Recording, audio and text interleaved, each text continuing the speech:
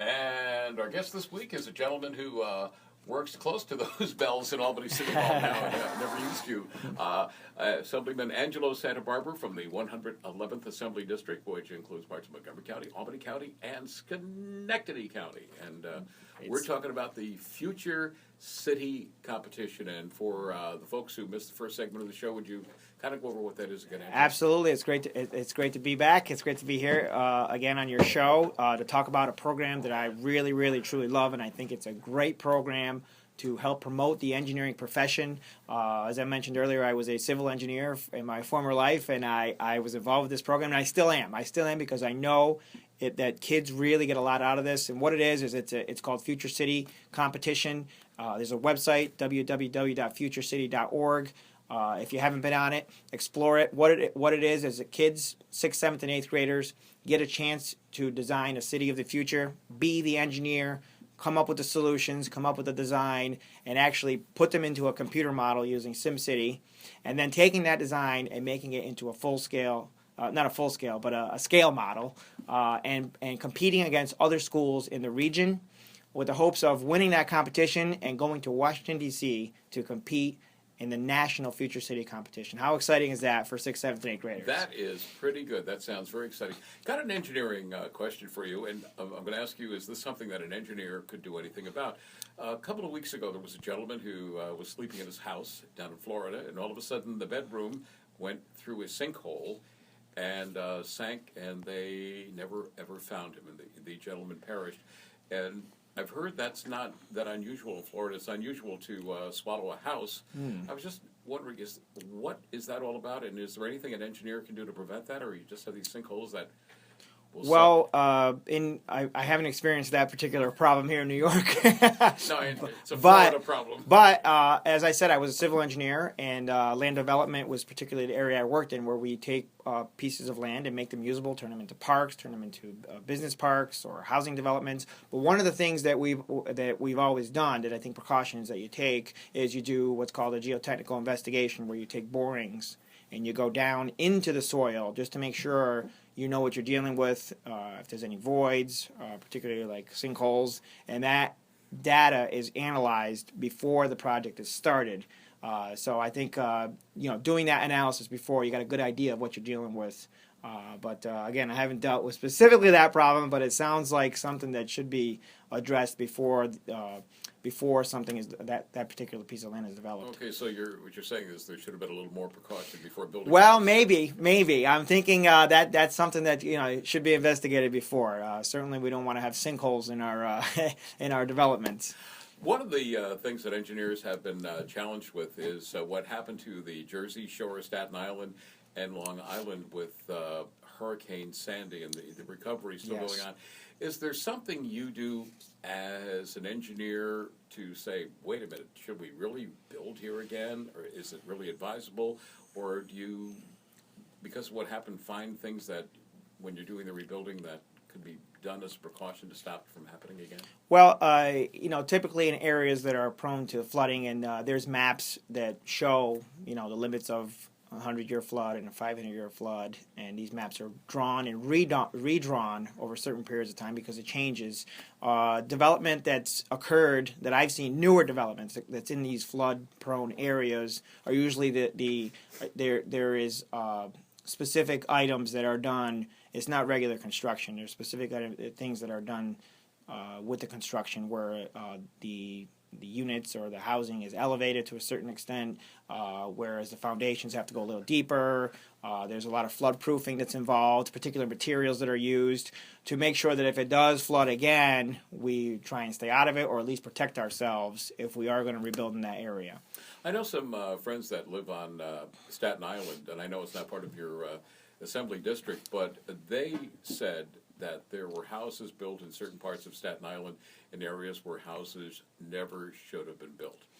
And that happens sometimes because the data sometimes the data is not available, and the data that we have now in experiencing a lot of these floods, they've collected over years. They produced these maps. They refined the maps. They show the limits. They show the elevations of when and how often. And granted, flooding has been occurring more recently than it has in the past.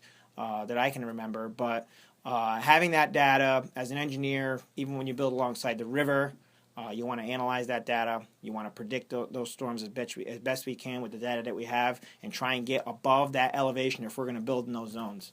Program is Albany Street. I'm Joe Condon. It's Palm Sunday. Our guest is Angelo Santabarbara, who is the Assemblyman from the 111th Assembly District, and we're talking about the future city competition.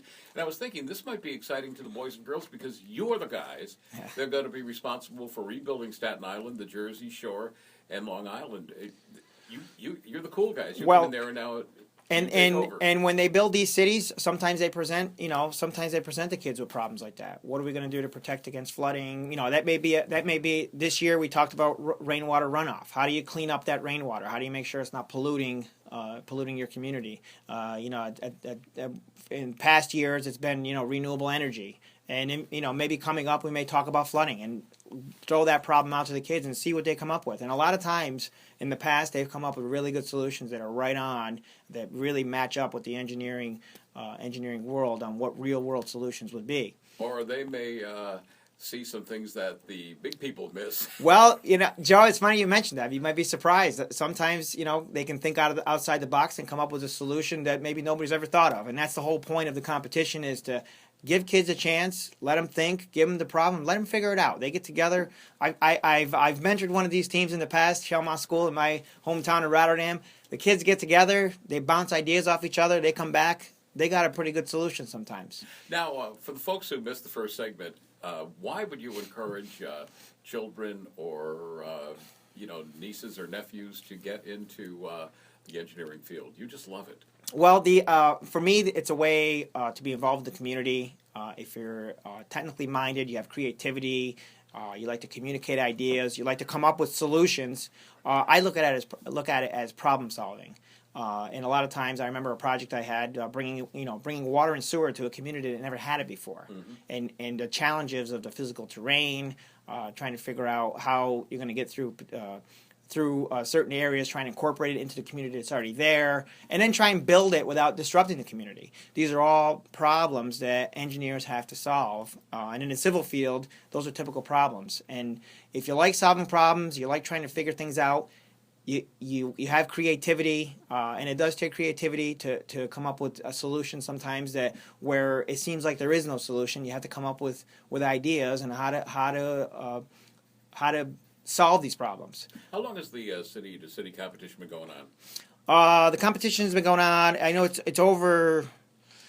I believe it's as of 2008. It was the 12th year. Now, so it's over 15 years.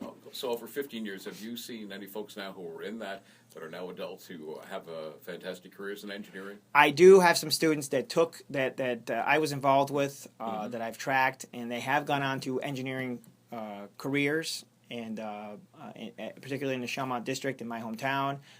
It's like I said, it's not everybody that really is going to be an engineer that gets involved with the competition, but that's not really the point of it either. It really opens your mind up to the world of engineering, and you understand a little more. But there are certain kids that, because of this program, they do go on to engineering careers. Well, the good thing about that too is with any competition like this, you think you want to be an engineer or something else, and then you get into the competition, and this is not what I thought it would be, and I don't want to do it, but you learn anyway. Yes, exactly. And it also teaches communication skills. It teaches presentation skills. You get a chance to present your city, talk about the city. There's a written essay, a narrative about the city that the kids work on together, and there's some writing involved. And as there is with real engineering, you do have to write reports and convey your idea in writing as well as spoken. Communicate your idea to local planning boards or whoever's approving the project. And then it also, the teamwork. It teaches the teamwork. You're working with other students. You may have an idea. Your colleague may have another idea. And you figure out how to mesh those, how to come up with the best solution for the city that you're designing. Right. Now, we only have a couple of minutes left. For folks who want to get involved with the city competition or have their kids get involved, or teachers or principals listening this morning want their school to get involved, how do they get involved? I would recommend going to the website, www.futurecity.org. Explore the website. It is a great website, and it will answer all your questions. If you like it, bring it to the attention of your teachers, bring it to the attention of your parents. ask them to be on a team, maybe help form a team, whether it's an after-school program or becomes part of the curriculum in your school. Either way, it's going to be a great time. You'll be competing against other schools, other kids your age. If you haven't tried it, get involved at Future City. Got to ask you an engineering question which has to do with your new job. Now you're working in the New York State Capitol, and that is a beautiful, beautiful structure that was built without the construction equipment and technology that exists today. Do you go like, wow? I do. Sometimes I watch it, and you wonder how, without modern-day technology, how those things got built. But they got built. It may have taken longer, but they got built, and those structures are still there. They survived the test of time. Well, you have the $1 million staircase. And what has impressed you the most about the New York State Capitol? I know Governor Cuomo has it open for tours now. And well, I will say this. I think that the Assembly Chamber is one of the most impressive chambers. Not because I'm in there all the time, but it is one of the most impressive chambers in the entire building. Well, Angelo Santabarbara, before you leave, one more time, what is the web address for the Future City competition? That address is www.futurecity.org. Well, I want to thank you very much for joining us. Thank you. And I hope that you and your family have a wonderful Holy Week and a happy Easter Sunday. Thank you. It was great to be here. Are you doing an Easter egg hunt? Well, we usually do one every year, depending on the weather. We'll see how it works out. Okay, look for Angelo hanging with the Easter Bunny. I'm Joe Condon. Have a wonderful day.